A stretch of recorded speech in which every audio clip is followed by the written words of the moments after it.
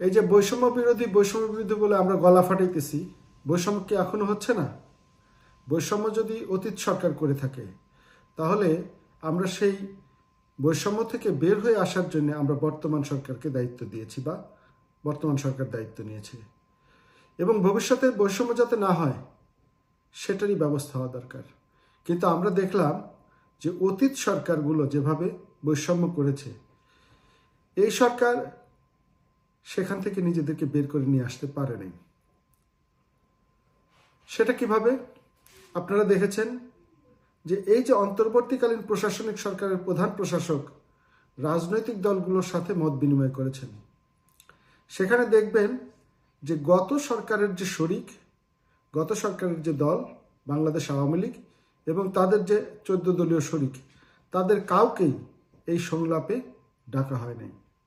তাহলে কি হলো? তাদের প্রতি কি বৈষম্য করা হলো না? বৈষম্যের মানে কি?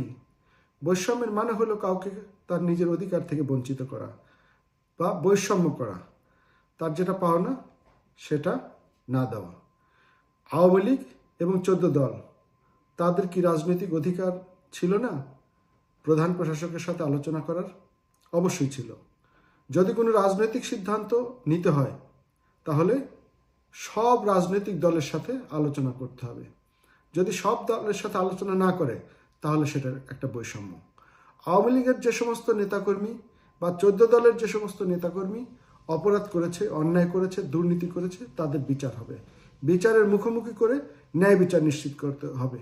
কারো প্রতি অন্যায় অবিচার করা হলে সেটাই বৈষম্য। কাউকে কোনো অধিকার থেকে বঞ্চিত করা হলে সেটাই বৈষম্য। কিন্তু আমরা কি দেখতে পাচ্ছি? বিচারের আগেই বিচার করা হয়ে যাচ্ছে, বিচারের আগে গণধোলাই হচ্ছে, বিচারের আগেই শিক্ষকদের জোর করে স্বাক্ষর গ্রহণ করে চাকরি থেকে বিদায় করা হচ্ছে। এই যে সমস্ত বিষয়গুলো, এগুলো কি বৈষম্য নয়? যদি এই সরকারও গত সরকারের মতো এরকম জোর জবরদস্তি করে, যদি এরকম জোর করে বিচারের আগেই মানুষকে গণপিটুনি দেওয়া হয়, আদালতে আইনের আশ্রয় নেওয়া থেকে বঞ্চিত করা হয়, আইনজীবী নিয়োগ করা থেকে বঞ্চিত করা হয়, জ্বালাও পোড়াও করা হয়, তাহলে সেটা বৈষম্য, যেইটা থেকে এই সরকার নিজেদেরকে বের করে নিয়ে আসতে পারছে না। তাহলে ফলাফল কি? ফলাফল গত সরকারগুলো যা করেছে এই সরকারও তাই করছে।